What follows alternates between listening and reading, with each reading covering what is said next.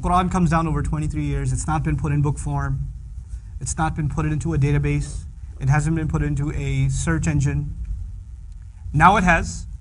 Now what the Prophet said has been put into a search engine. It's been put into a database. So you can actually do a search. How many times does the Quran say this word? You could do that. Could you do that back then? So now, after 23 years of this book and centuries later, we have this book in book form. This book uses the word ad-dunya. You know what ad-dunya means?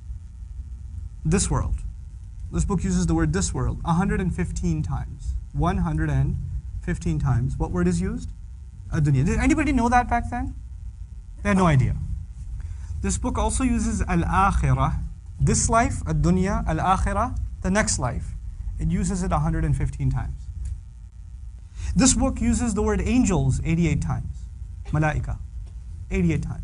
It uses the word devils, shayateen, 88 times.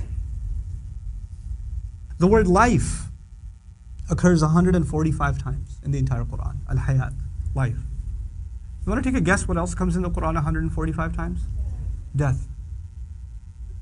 Death, the word death occurs in the Quran 145 times. The word good deeds. Good deeds are mentioned 167 times. As-salihat and as-sayyi'at, bad deeds, 167 times. The word disbelief is mentioned 17 times. Belief is mentioned 17 times. Iblis is mentioned by name 11 times. Seeking refuge from Iblis is mentioned 11 times. They said, the phrase they said occurs 332 times. And the Quran says, say 332 times.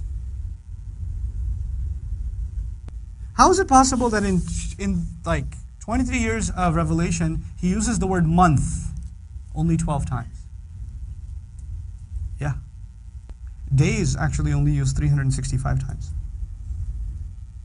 There's just a few. Just word counts. Is that humanly possible? Just think about that.